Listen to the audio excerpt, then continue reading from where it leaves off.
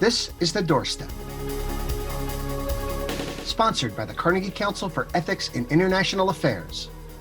Featuring Nicholas Gvosdev, Tatiana Serafin, Jean Eddy St. Paul, and Emmanuela Douyon. This episode was recorded on September 15th, 2021.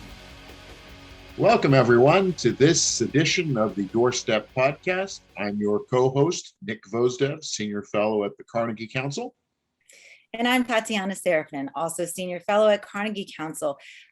Excited today in a bit to speak with two guests on Haiti, on America's relationship with Haiti, and I think very importantly on what, Nick, you say, not just to look at our neighbors as, one-hit wonders or one-hit episodes of an earthquake or a disaster or a hurricane, but to really look at our relationships and U.S. engagement with a very close neighbor, economically, politically tied to Haiti. We have Jean Eddy St. Paul, the professor of sociology at Brooklyn College, and Emmanuela Douyon joining us, the founder of the think tank Politicé. Two different generations speaking to us from almost two views of Haiti, but one very much tied with the idea that the U.S. and Haiti have a really long relationship that we need to look to when we look at what is the future of Haiti. Would you agree with that, Nick? I think so. I think that's very important, even given that Haiti is back in the news with yet another change of government and upheaval. And of course, this is occurring against a backdrop of so many news stories competing for our attention, including questions about upheaval and stability even within the United States itself, with the new book, Bob Woodward book coming out about the final days of the Trump administration and the first days of the Biden team coming in.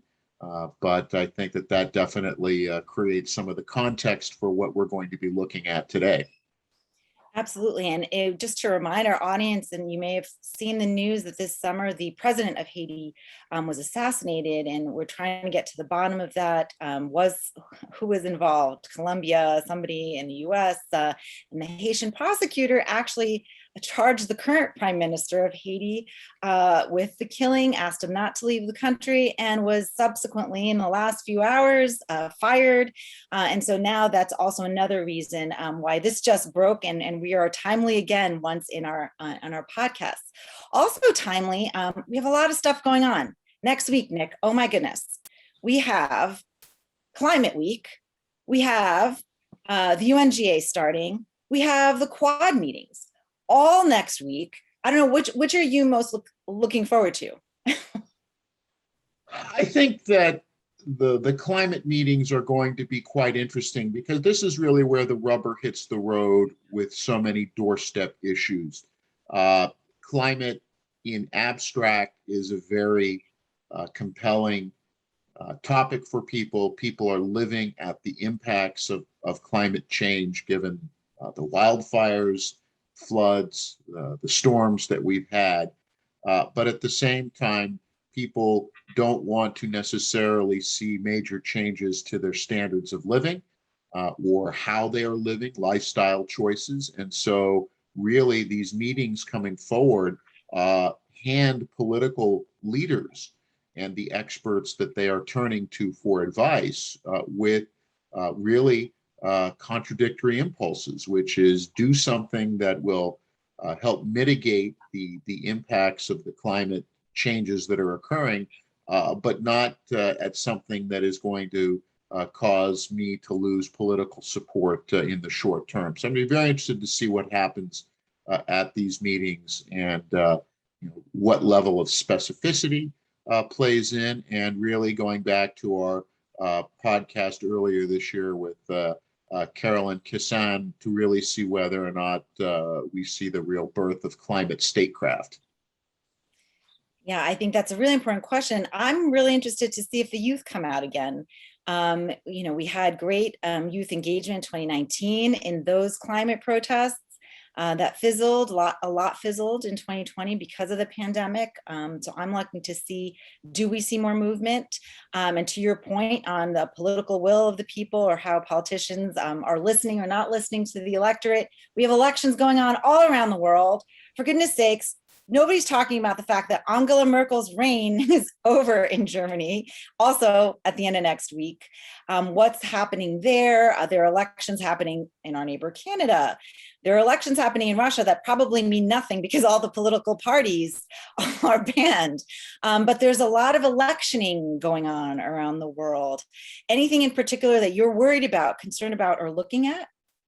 Well, I think your point about election changes is quite important. And what's happening in Germany, which is that this is a key point of transition, to have a leader like Merkel who really has dominated Europe, not just Germany, but Europe over the last 15 years, led Europe through some important crises, from the financial crisis, the migration crisis, and so on, is now going to be giving up power. And who she'll be giving up power to is very interesting, because again, coming back to this question of climate and politics, several months ago, we were all anticipating that a likely successor to Merkel would be the Green Party, that the Greens would finally reach this point. And now it appears that they're losing some degree of steam. Canada, also what we're going to see there is, I think, really this shift. Are we moving into kind of new politics in the 2020s, where the old divisions and the old ideological labels matter a lot less?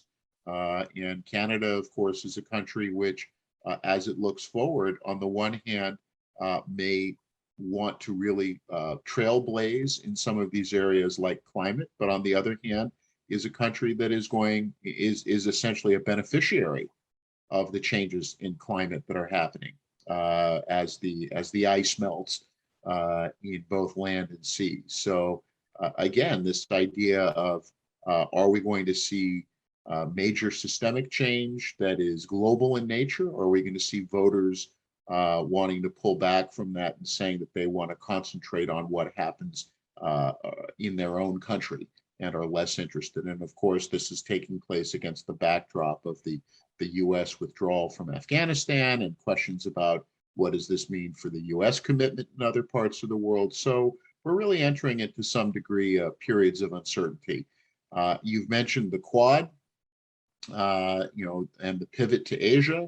Is the U.S. going to move in that direction? And it'll be interesting to see whether or not any of Paul Saunders' comments with us 2 weeks ago about the direction of U.S. policy towards Asia manifest themselves. And again, also what the other countries of the Quad are going to be bringing to the table.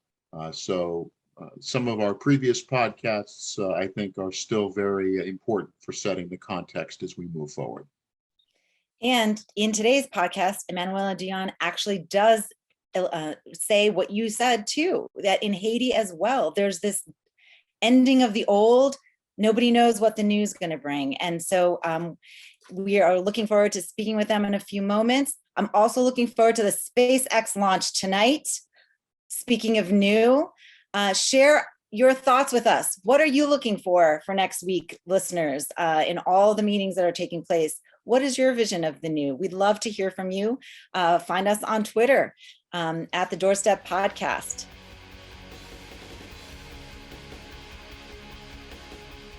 Well, I'm really looking forward to our conversation today. Thank you for joining us. And I think that Haiti is a topic and a country and a neighbor that we need to be speaking about more. And we're taping today, a day after some really important breaking news. And so I'm hoping, that you can help us contextualize what happened, what is going on in Haiti today, and why is it important for the U.S. audience to pay attention? So thank you so much, Tatiana and Nick. It's a very great pleasure to share this space with Emmanuela Douyon.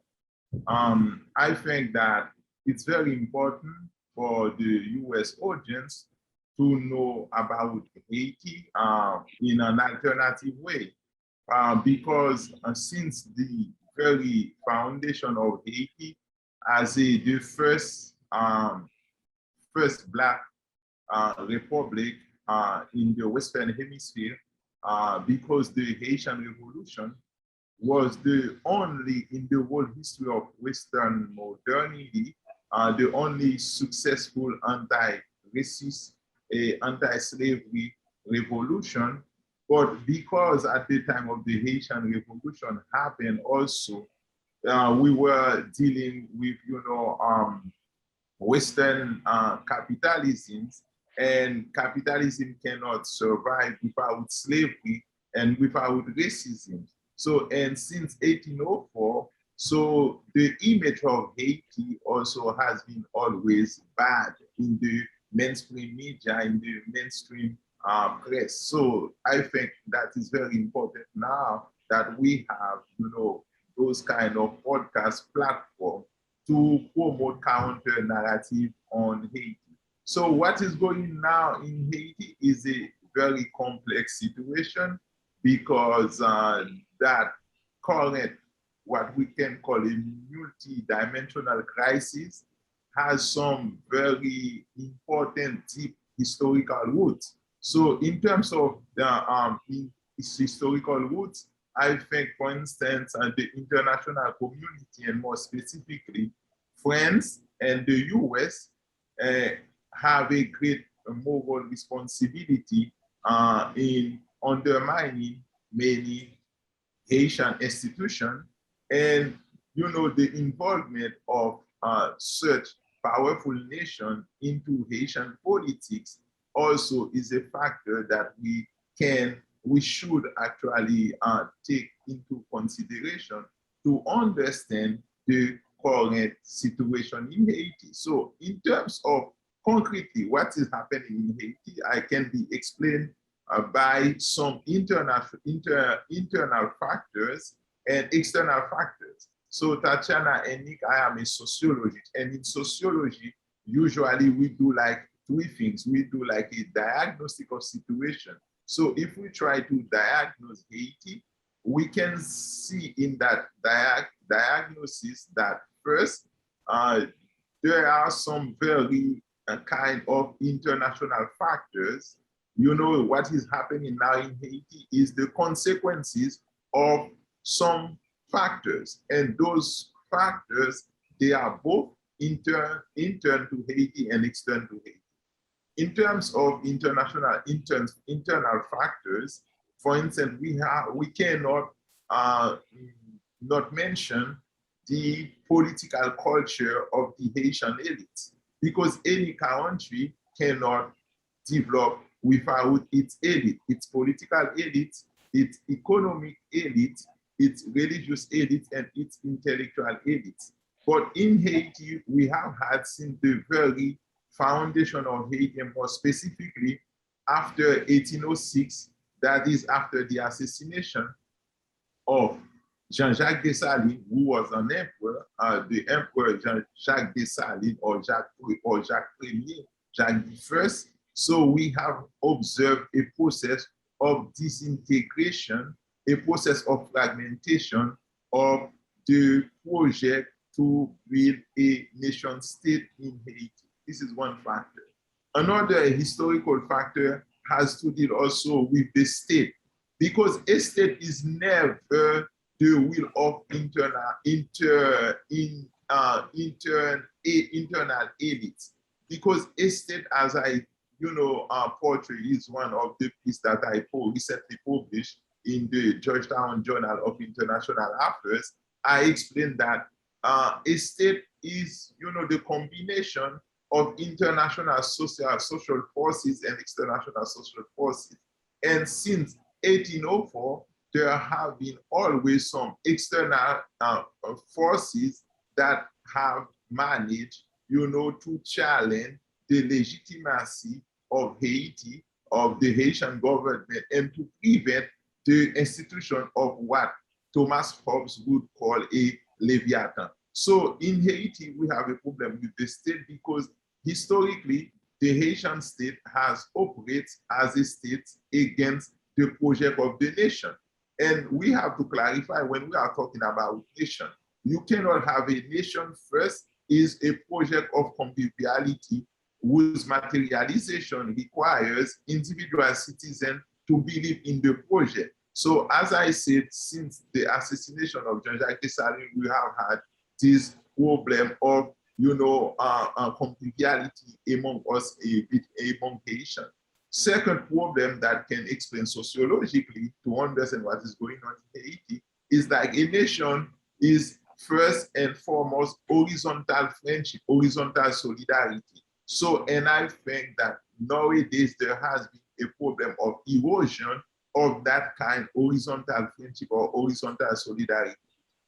Thirdly, a nation is an ideological and political project, usually imagined and designed by the elites who, conceive the nation as a project for between us versus a them. So since 1804, so the project building process of a nation in Haiti has faced many important challenges. So, and lastly, we cannot not mention the role of the international community, because Haiti was born in 1804. In 1804 also was the context of globalization. And Haiti set the example, anti-racism and anti-slavery, but in a global context in which slavery and racism, were actually the norm. So Haiti is like a country that actually depathologized, the normality of a world that was built upon slavery. So I think those factors are very important to understand in order to have a keen comprehension of what is going on in Haiti. So I will stop here, and then I can, develop, what I think can be, some very important, data to know about the U.S. involvement or the international community involvement in Haiti throughout the 19th century, from the 19th century until now, that can explain the current multi-dimensional crisis that is going on in Haiti. I think it's really important what you say and remind us here in the U.S., especially where we have so much movement here, the BLM movement here, exploding over the last couple of years, still so important, and that Haiti really was the first Black republic, and the fact that we don't talk about it enough here, and that it can influence and shape some of our thinking here, and inspire people here is to me an example of where America kind of closes off to the Caribbean and news from the Caribbean and Latin America, and doesn't, these are our closest neighbors, and sometimes we don't talk about what is going on in our closest neighbors, which is why I'm so excited to have you here today and to remind us of who and what Haiti is to the US and can be as an example historically, and also today. Emmanuela, what do you think of the news coming out from Haiti yesterday, and what the reminder of Haiti's history and what we can learn from it today? What do we need to know? What can we tell our audience today? Thank you, Tatiana. It's my pleasure to be with you today. And I think we can learn a lot from the recent events in Haiti. And one thing that is really important is that, like Haitian historian, he died a couple of years, maybe last year, Michel Hector. He published a paper, and it is really interesting. He talked about political crisis in Haiti. I read it, and one thing that struck me is that history is repeating itself in Haiti. So taking a look at what is happening in Haiti, like this week or for the past few weeks, you will realize that we've been there before. Maybe there are like some small changes, new actors, and of course, some new events. But the core problem is still here. And since we as Haitian are supposed to break the cycle, and people from other countries like in the US play a huge role in Haiti. They intervene in many aspects, whether it's Haitian politics in a way that we don't always like. And so it's important that both national Haitians and international actors pay close attention to what's going on, as to not repeat the same mistake from the past, because we are in a crisis now. It's done. The new thing here is that they assassinated a president. It hasn't happened in more than 100 years, I think. So this is the new, let's say, this is the new element in the same old political crisis. And the same old political crisis is about election. We have election scheduled. They didn't happen. We are supposed to have elections soon. And we know that whenever we have election, it's the beginning of a new crisis, because they are never fair. There is an increasing low rate of participation. Less than 30% of the population go to vote. And we will have elected officials without legitimacy, without popular vote. And someone like the former president was elected with less than, I don't remember exactly how many votes he had. I don't want to say a wrong number, but it was like historically low.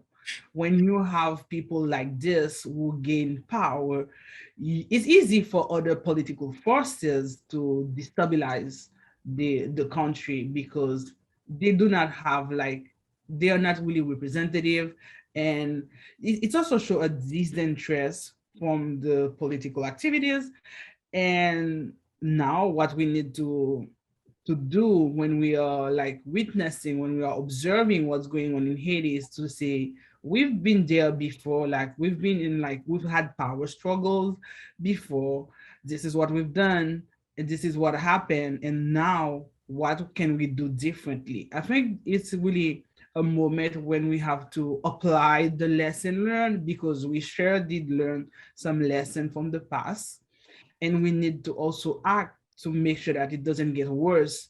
I am an activist too, and I'm younger than Professor St. Paul for sure, but for the past 2 years, I've witnessed a lot. And I don't think I've ever been as worried as I am now when it comes to the future of Haiti. And if we really pay a close attention to what happened in the past few days, we will see that it's really shocking. Sure, history is repeating itself, but it's getting worse. And therefore, it is urgent that Haitians on one side and Haiti's friends, the Haiti partners, act real quick to avoid chaos, because many people think, okay, the situation is already chaotic, but I think worse can happen. And this is also why it's important that we pay attention and we learn from what's happening. I think, one of the pieces of news, or when Haiti gets in the news, is because of, and especially over the summer, and not only the assassination, but the earthquake, and then the hurricanes. And we're still in hurricane season, and we're still seeing tropical storms come through. And people have this, I guess, narrow view of Haiti as a place where only earthquakes and hurricanes happen. And that's not true. There's a rich history that we talked about. There's a rich culture, and there's a huge diaspora. Here, I'm based in New York, you're in Boston. I mean, there's a huge diaspora here in the United States that I think, shows the connection between the United States and Haiti.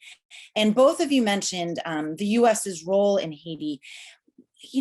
Perhaps both of you can also respond to what do you think is the US's, and I think you said it, Jean, the moral obligation of the United States. And we talk a lot here about the Carnegie Council, about, what is ethical and what is the US's role in the world, and how can we engage? What do you two think about that? That's very great question, Tatiana. Thank you. So first and foremost, we have to inform. It's our moral responsibility to inform our audience, that without Haiti, the U.S. couldn't be the U.S. as we know it right now. I will repeat that again, that without Haiti, the U.S. couldn't first become a continental power, and I will explain why. And without the U.S. becoming a continental power in the beginning of the 19th century, it will be impossible for the U.S. to implement at the end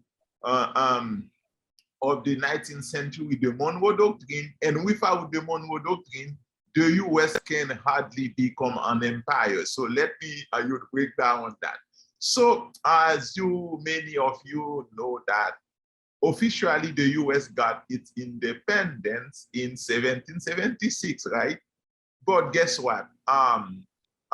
In that independence, 1,500, young soldier from Saint-Domingue, back at that time, it was a colony of France, but Haiti, 1,500 soldiers, young soldier, among them Henri Christophe, who will become the king of Haiti in the north.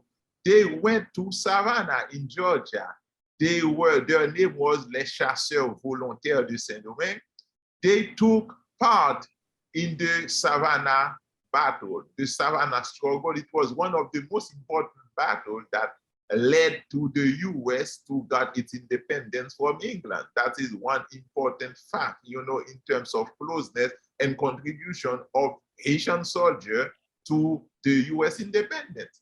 But Haiti in November 1803, they defeated the most important army at that time. It was the French army called l'Armée Expéditionnaire, the Expeditionary Army under, the leadership of Napoleon Bonaparte.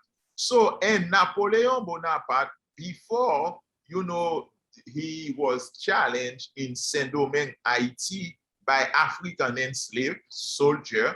So he had in mind the idea to build an empire, to conquer the world and to build an empire in America. For instance, La Louisiane Française or French Louisiana was a possession of France.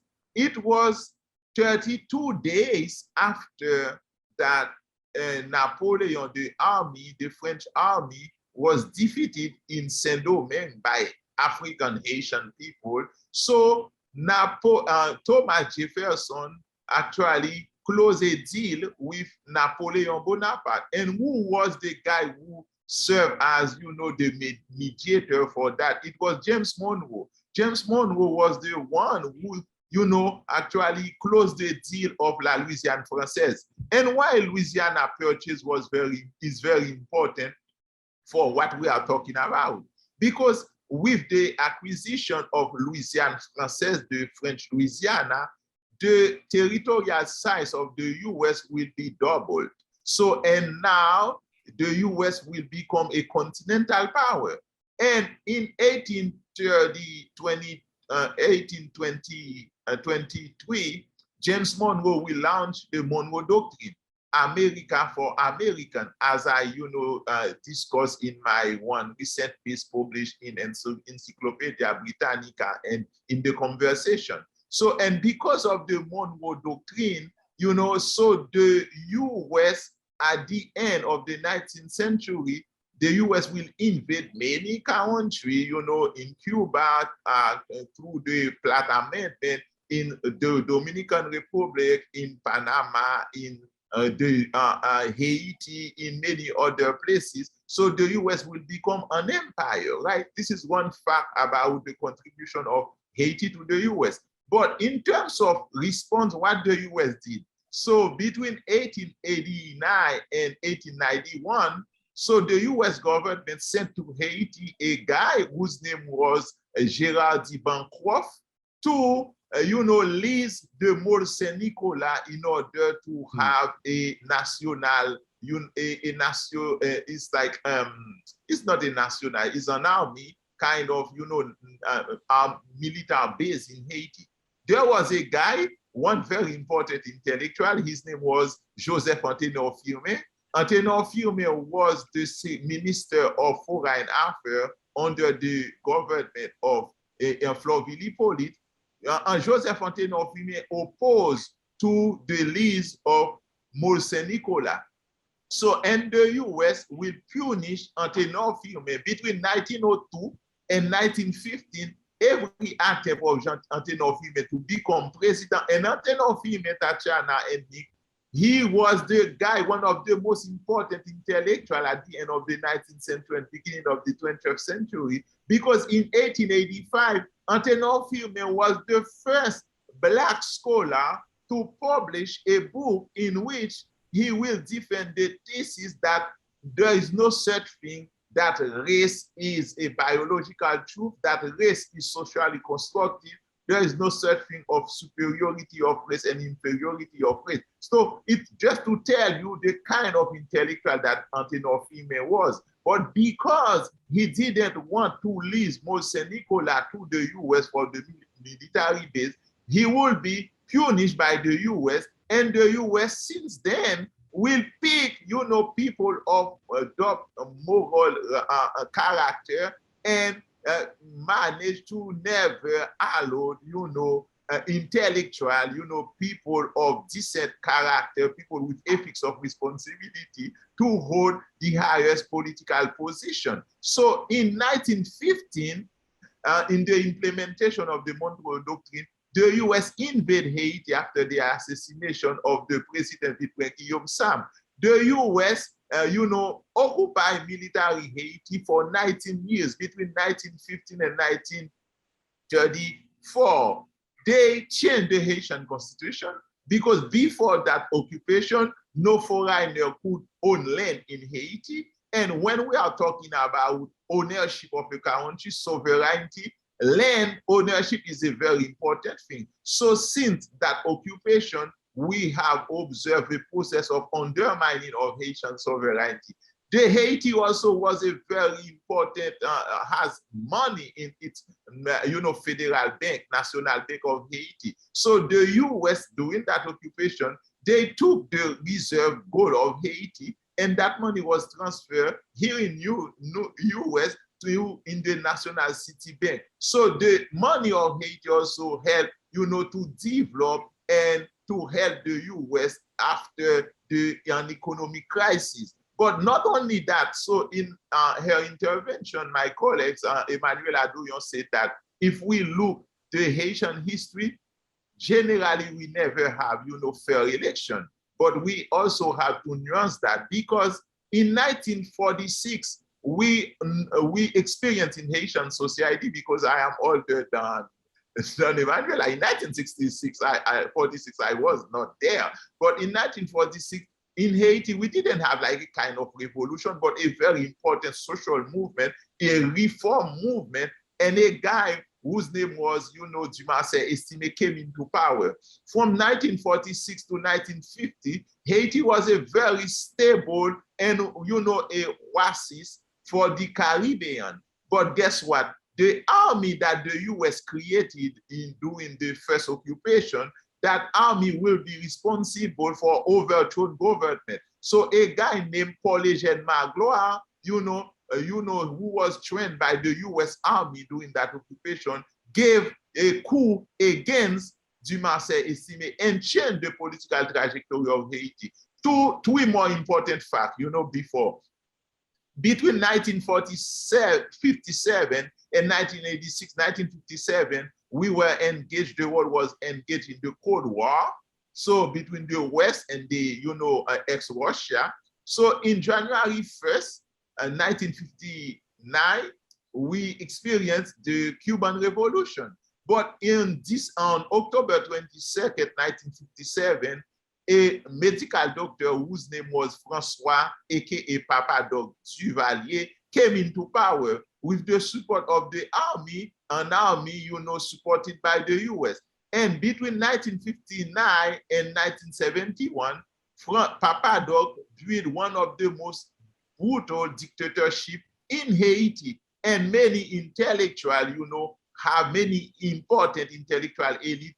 They were forced to leave Haiti. And the US provided economic support, material support, financial support, to the regime of the Duvalier. So this is those things that our audience should be mindful of. Then we experienced, a political transition that started on February 7, 1986. So on December 16, 1990, for the first time in the world history of Haitian politics, because it was a time we were talking about democratization, strengthening of civil society, quality of the democracy.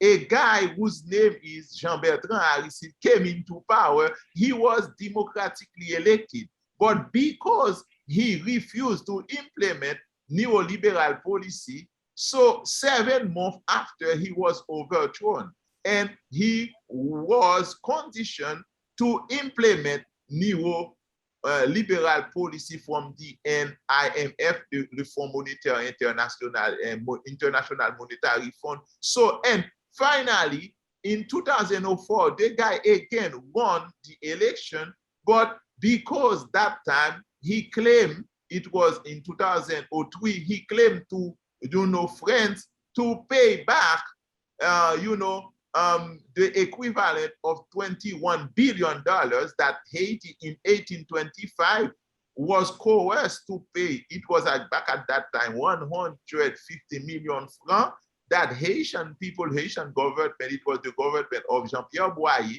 was forced with, the cooperation of the U.S. to pay France for the recognition of Haitian independence. So in 2003, Jean-Bertrand Aristide said, there is no way, France, you should pay us reparation and restitution. And both a coalition, a diplomatic agreement between the U.S. and France, they overthrown Aristide again. So this is a kind of history you do not really hear in mainstream media. And I am very grateful that we have the kind of alternative media, the kind of commitment of the kind of podcast, from the Carnegie Center Council to spread out, those facts.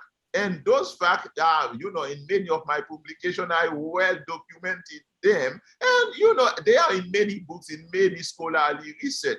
But those information usually don't reach the mainstream media, Tatiana and Nick. Thank you. To that end, bringing history to life is really important. It's my favorite question, what do the youth of Haiti think of this history? Is it important to them? What we often find, Nick and I talk about this all the time, is that the youth, the new Gen Z just doesn't know about the Cold War, doesn't really think about anything. I saw a funny meme saying that, the Gen Z is all about socialism, but they can't get enough of watching the Met Gala, which was just here this week in New York, right? The dichotomy. Well, what does the Haitian youth think? I know about 1/3 of the population is quite young. What does history mean to them, and where are they taking the country? I know in 2019, there were lots of protests, right?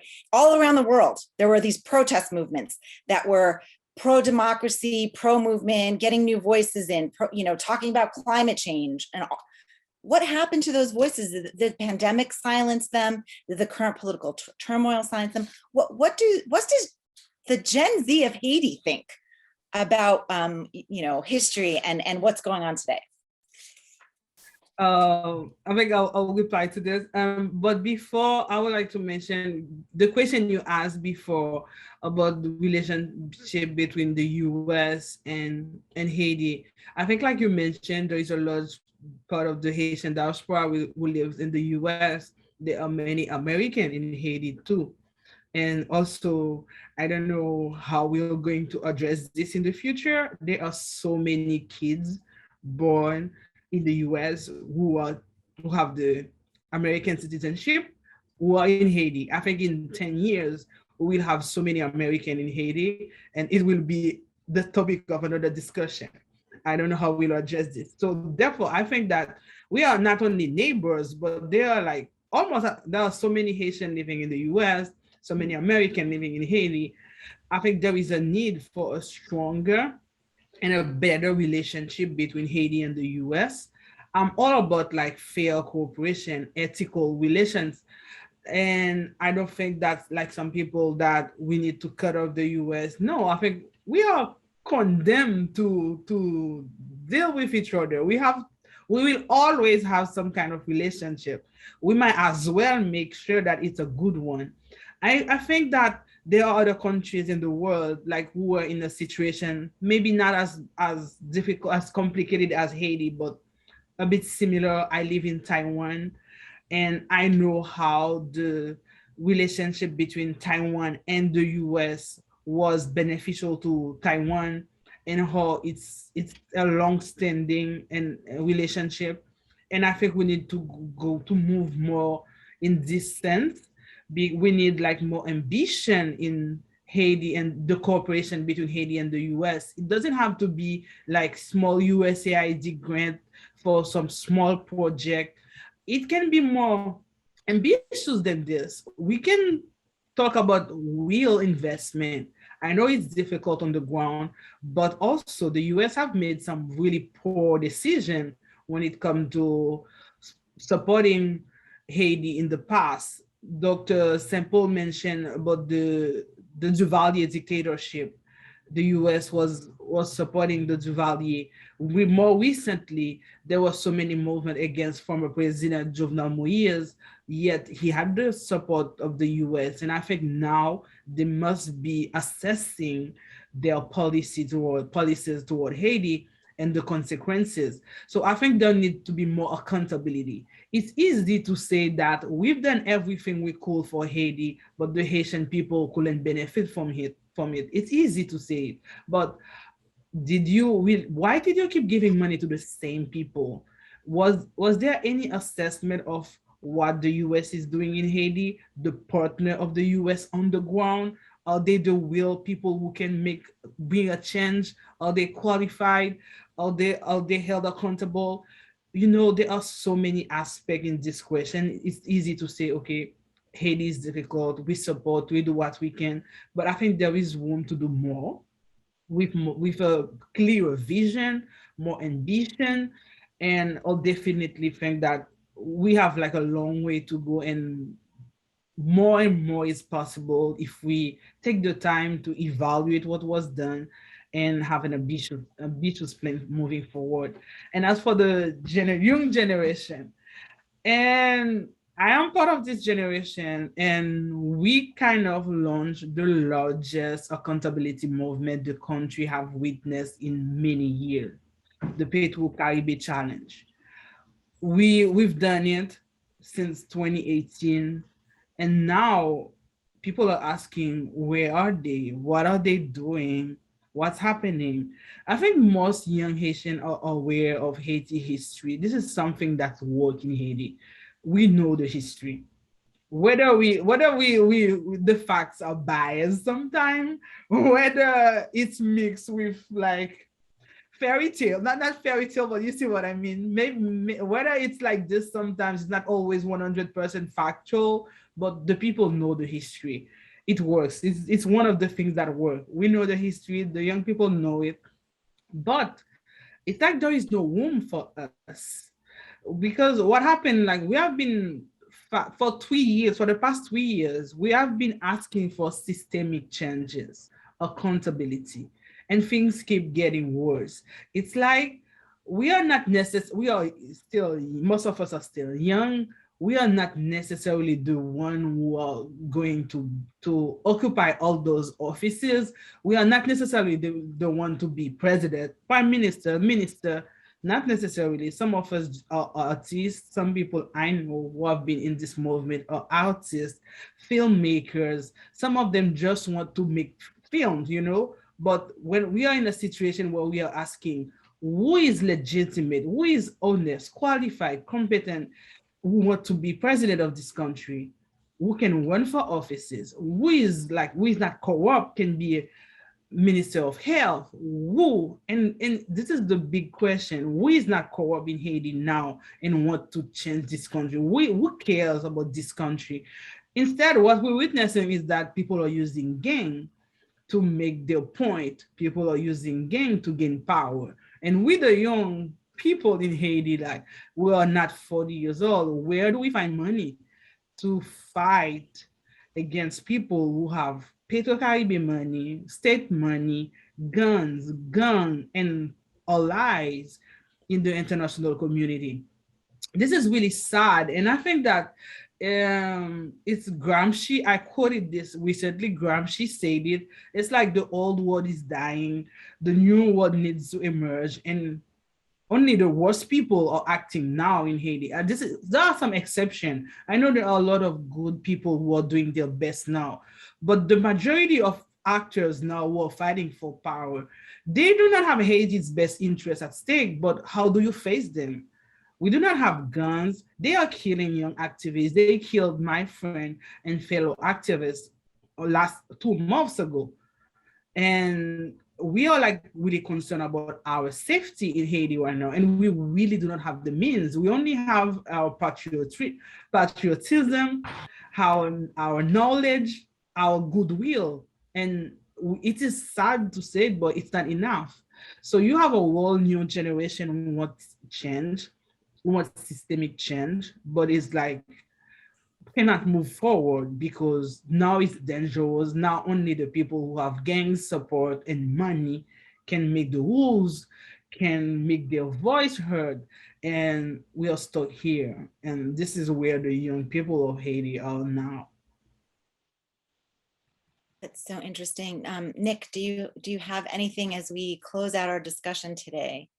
No, I think that our guests have really laid out that why this is important, but also why that this needs, the question of Haiti needs to be understood in this much broader context rather than, I think, the very episodic way it appears in the U.S. media with a disaster here or a change of government there, as opposed to seeing how it has been so interconnected with the United States over the last 2 centuries. So I think our guests have really helped give us a greater sense of context for a country which is a close neighbor of the United States and to which we have these interconnections, including the presence of the Haitian diaspora within the U.S. So I think that this does help to provide that background.